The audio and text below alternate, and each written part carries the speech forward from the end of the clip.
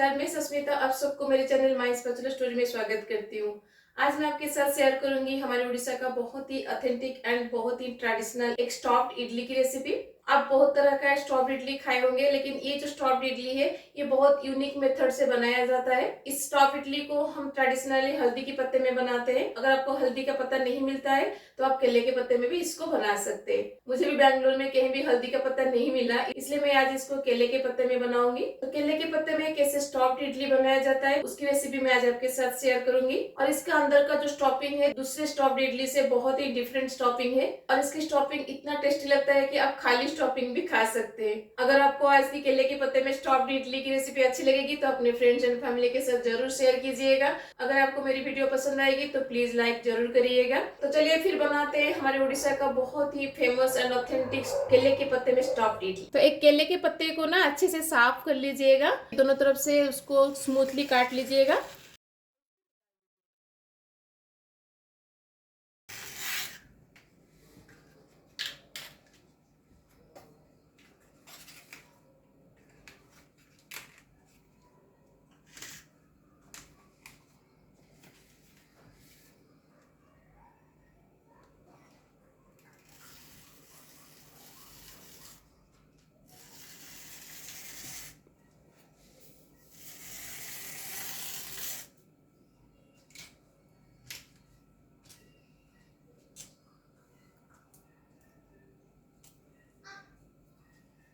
फिर जितना साइज का आपको चाहिए, बाउल चाहिए केले के पत्ते का, उतना साइज में केले के पत्ते का पीसेस कर लीजिएगा। तो मैं मीडियम साइज का बना रही हूँ तो इसीलिए मीडियम साइज में केले के पत्ते को काटूंगी।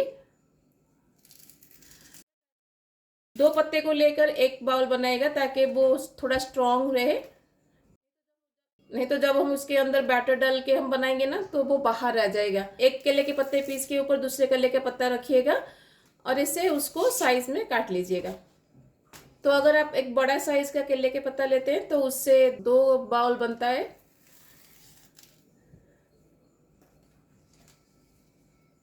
जो अनइवन पार्ट है उसको हम हटा देंगे। देखिए साइज में 4 पीसेस इसमें से निकला, तो 2 को लेके हम एक बाउल बनाएंगे। तो देखिए कैसे इसको फोल्ड कर रहे हैं।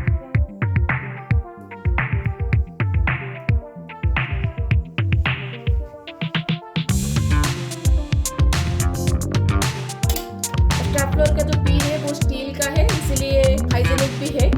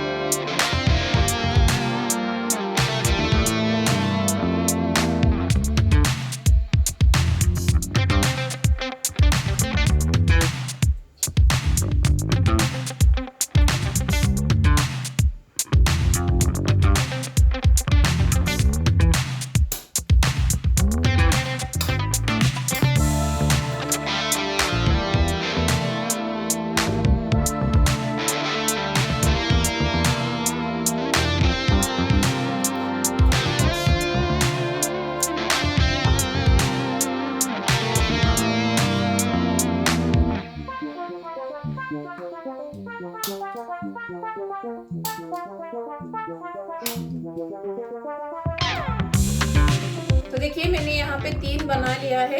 अगर आप इसके ऊपर हैंडल जैसा करना चाहते हैं, जैसे मैंने यहाँ पे किया है, आप देख सकते हैं। अगर इसे आप हैंडल जैसा कर देंगे तो इसको उठाने में आसानी होता है। तो क्योंकि जब हम इसका इडली बना लेंगे तो ये गर्म हो जाएगा, तो उसको निकालने में थोड़ी तकलीफ होती है और देखने में भी ये सुंदर लग रहा है। तो इसलिए अगर आप इसे हैंडल जैसा बना सकते हैं तो इसे उठाकर आप इसको निकाल सकते हैं इडली बन जाने के बाद। तो ये कैसे करेंगे मैं आपको दिखाती हूँ। बचा हुआ जो केले का पत्ता होगा ना उसमें से इसे लीजिएगा। जितना मोटा आपको हैंडल चाहिए उसके हिसाब से इसको ऐसे लंबा लंबा करके काटिएगा और 2 काटिएगा। 2 को लेके एक हैंडल बनाइएगा ताकि वो थोड़ा स्ट्रॉन्ग रहे, क्योंकि इडली बन जाने के बाद उसका वेट थोड़ा बढ़ जाएगा, इसीलिए 2 को लेके एक बनाइएगा।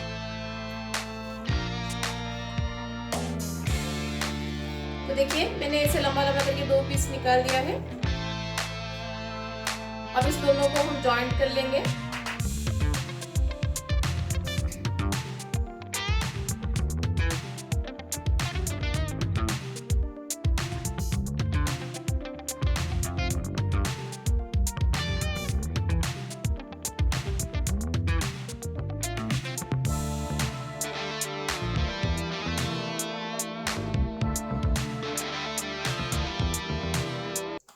बन गया है।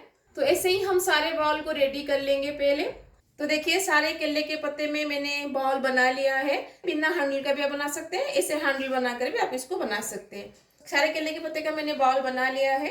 चलिए अब हम इडली बनाते हैं। स्टॉप्ड इडली बनाने के लिए मैंने यहाँ पे बैटर को रेडी कर लिया है।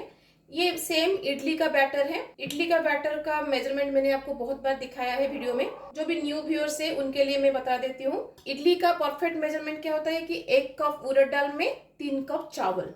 ठीक है, यही परफेक्ट मेजरमेंट है एक परफेक्ट इडली के लिए। आप कोई भी इडली बनाए यही सेम मेजरमेंट में लीजिएगा। तो साउथ इंडिया में इडली बनाने के लिए एक स्पेसिफिक चावल आता है जिसे इडली चावल कहा जाता है।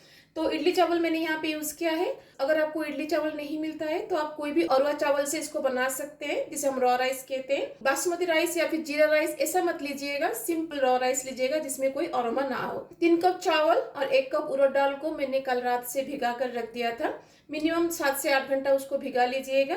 फिर अच्छे से धोकर दोनों को अलग अलग ग्राइंड कर लीजिएगा और दोनों को फिर मिक्स कर लीजिएगा। चावल को थोड़ा सा लाइट दरदरा सा ग्राइंड करिएगा, एकदम पेस्ट मत करिएगा इडली के लिए, क्योंकि इडली के अंदर थोड़ा सा दरदरापन अच्छा लगता है। तो इसलिए चावल को थोड़ा सा दरदरा सा ही ग्राइंड करिएगा, लेकिन उड़द दाल का फाइन पेस्ट बनाइएगा। और दोनों को मिक्स करके 10 से 15 मिनट के लिए आप उसको फेंट लीजिएगा, क्योंकि जितना आप अच्छे से उसको फेंटिएगा उतना अच्छे से उसमें एरेशन होगा और आपका इडली उतना ही सॉफ्ट एंड फ्लॉपी बनेगा। और फेंट के उसको 2 से 3 घंटा के लिए छोड़ दीजिएगा ताकि उसमें फर्मेंटेशन अच्छे से हो सके। 2 से 3 घंटा के बाद उसका आप इडली बना सकते हैं। अगर आपके पास टाइम है तो आप उसको ओवरनाइट भी छोड़ सकते हैं फर्मेंटेशन के लिए। तो मैंने इसको 7 से 8 घंटा के लिए छोड़ दिया था फर्मेंटेशन के लिए। तो अभी हमारा बैटर रेडी है इडली बनने के लिए, लेकिन इसमें पहले से नमक मत डालिएगा। अगर नमक डाल देंगे तो फर्मेंटेशन अच्छे से नहीं होगा। तो जब आप इडली बनाएंगे तभी उसमें नमक डाल के इडली बनाएंगे। तो अब इसमें मैं नमक डाल दूंगी। नमक अकॉर्डिंग टू टेस्ट लीजिएगा। अब नमक को बैटर में हम अच्छे से मिक्स कर देंगे। बैटर का कंसिस्टेंसी आप देख सकते हैं, जितना कंसिस्टेंसी आप देख रहे हैं उतना कंसिस्टेंसी इडली के लिए परफेक्ट कंसिस्टेंसी है। उससे गाढ़ा या फिर उससे पतला मत करिएगा। तो हमारा बैटर रेडी है। अब इसमें हम कुछ नहीं डालेंगे। अब इसको कवर लगा के हम 5 से 7 मिनट के लिए रेस्ट दे देंगे। तो जब तक हमारा बैटर रेस्ट ले रहा है, चलिए इसके लिए हम स्टॉपिंग को रेडी करते हैं। हम इडली के अंदर छेना, नारियल और गुड़ का एक स्टॉपिंग देंगे। तो जिसके लिए हम पहले छेना को बना लेंगे। तो छेना बनाने के लिए मैंने यहाँ पे 1 लीटर दूध को बॉईल कर लिया है। दूध को फाड़ने के लिए मैंने यहाँ पे नींबू पानी लिया है। तो मैंने यहाँ पे 2 टेबलस्पून नींबू पानी लिया है, जिसमें 2 टेबलस्पून पानी डाल के इसको डाइल्यूट कर लिया है। आप नींबू के रस की जगह विनेगर भी यूज कर सकते हैं। तो आप देख सकते हैं दूध में अभी बॉईल आना स्टार्ट हो गया है।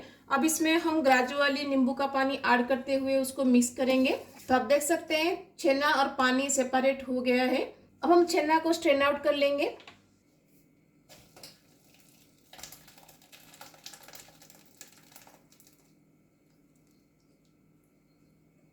अब इसमें पानी डाल के छेना को हम इमीडिएटली ठंडा करेंगे।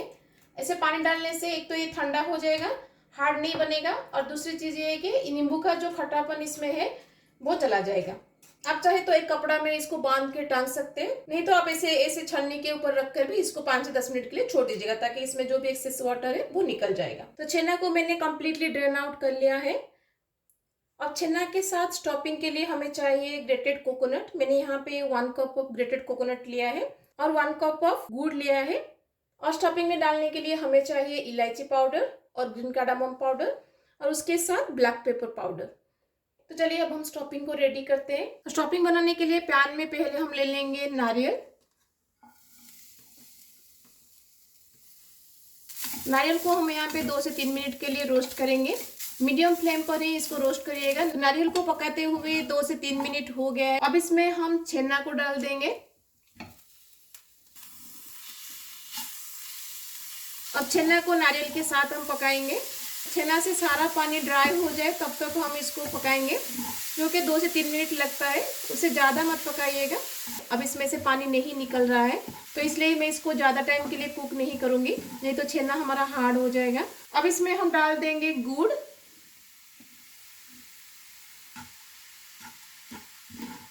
गुड़ को नारियल और छेना के साथ हम 3 से 4 मिनट के लिए कुक करेंगे। जब तक गुड़ हमारा मेल्ट होकर छेना और नारियल के साथ अच्छे से मिक्स नहीं हो जाता, तब तक हम इसको कुक करेंगे।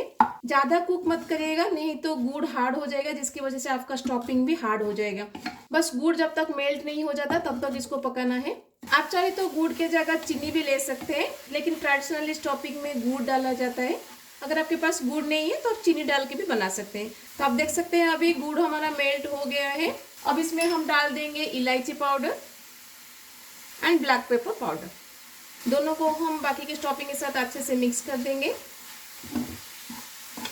तो अब हमारा स्टफिंग रेडी है। अब हम गैस को बंद कर देंगे और इसको कम्प्लीटली ठंडा होने के लिए छोड़ देंगे।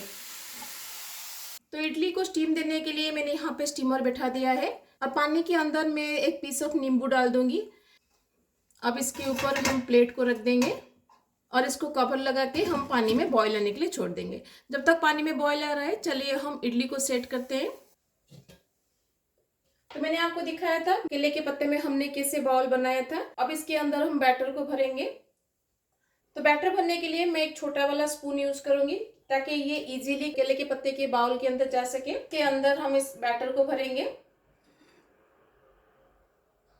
छोटा सा स्पून लेंगे तो इजी होगा इसको भरने में। फिर भी देखो लग गया साइड में थोड़ा सा, कोई बात नहीं, हम इसको पोंछ लेंगे। हम इसमें और एक स्पून डालेंगे।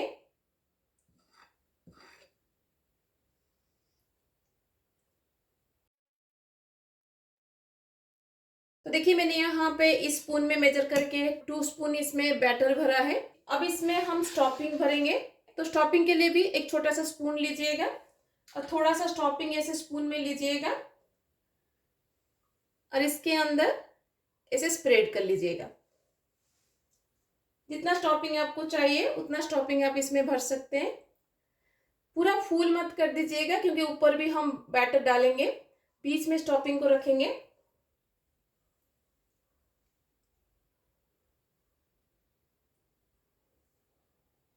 तो मैंने इस स्पून में मेजर करके 3 स्पून स्टफिंग मैंने इसमें डाला है। तो देखिए मैंने अंदर स्टफिंग को भर लिया है। अब इसके ऊपर हम फिर से बैटर भरेंगे। तो वही सेम स्पून में तो बैटर को भी इवनली चारों तरफ फिल करिएगा।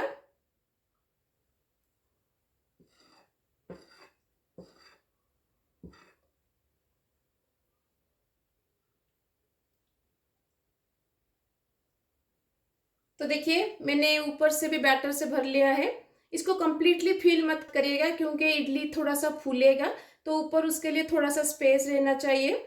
तो इसलिए मैंने ऊपर से थोड़ा सा स्पेस छोड़ा है। ये बाउल अब हमारा रेडी है इडली बनने के लिए। ऐसे ही हम सारे केले के पत्ते के बाउल को फिल कर लेंगे। तो देखिए मैंने यहाँ पे 4 बाउल को फिल कर लिया है क्योंकि मेरे स्टीमर में 4 के लिए ही स्पेस है। तो चलिए अब इसको हम स्टीमर में बैठाते हैं। पानी भी अब हमारा बॉयल हो गया है। सारे बाउल को अंदर रखिएगा।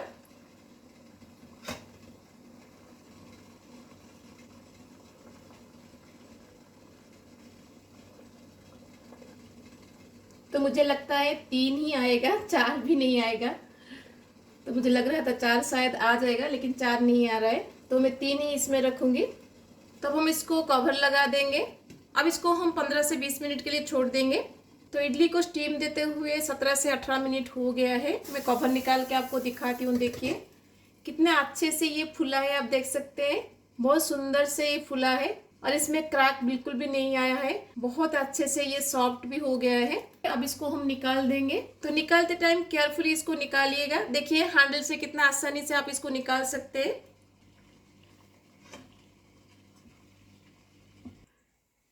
तो देखिए फर्स्ट बैच इडली हमारा बन गया है। चलिए हम सेकेंड बैच इडली को बैठाते हैं।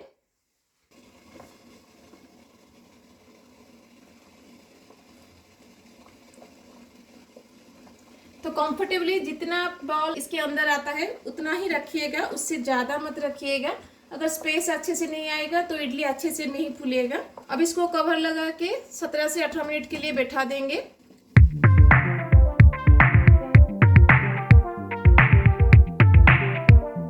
तो एक इडली मैं आपको निकाल के दिखाती हूँ। छोटा वाला इडली हम निकालते हैं।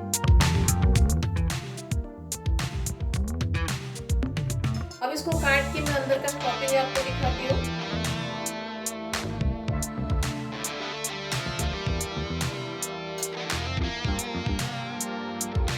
देखिए कितना अच्छे से स्टॉपिंग बीच में है, बिल्कुल भी ऊपर नीचे नहीं हुआ है, परफेक्टली ये बना है।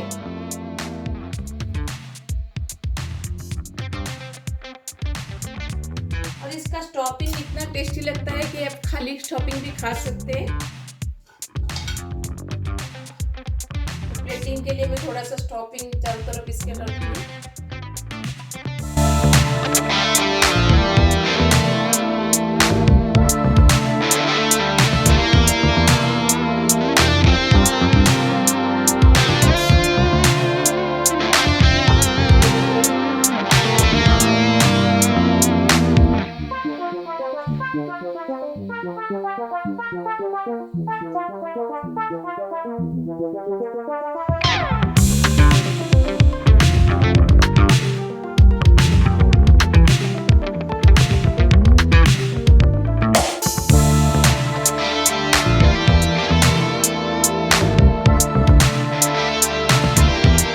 तो कैसी लगी आपको मेरी स्टॉप्ड इडली की रेसिपी?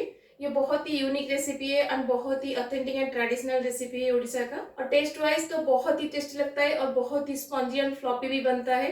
अगर आप इसको 10 से 12 मिनट के लिए फेंट नहीं सकते और जल्दी जल्दी में इसको बनाना चाहते हैं तो आप इसमें 1/4 टीस्पून ऑफ बेकिंग सोडा डाल दीजिएगा। उससे भी इडली बहुत ही सॉफ्ट एंड फ्लॉपी बनेगा। आप इसे ऐसे ही खा सकते हैं क्योंकि इसके अंदर स्टफिंग है, तो ऐसे ही बहुत टेस्ट लगता है। नहीं तो आप कोई भी करी के साथ आप इसको खा सकते हैं। व्रत उपवास के दिन भी आप इसको बनाकर भोग लगा सकते हैं या फिर खुद भी खा सकते हैं। एक बार घर में इसको जरूर ट्राई कीजिएगा, देखिएगा छोटे बड़े सबको बहुत पसंद आएगा। अगर अच्छी लगेगी तो अपने फ्रेंड्स एंड फैमिली के साथ जरूर शेयर कीजिएगा। अगर मेरे चैनल में नए हैं तो प्लीज सब्सक्राइब जरूर करिएगा। मिलते हैं और रेसिपी के साथ। Till then bye bye, see you, have a good day.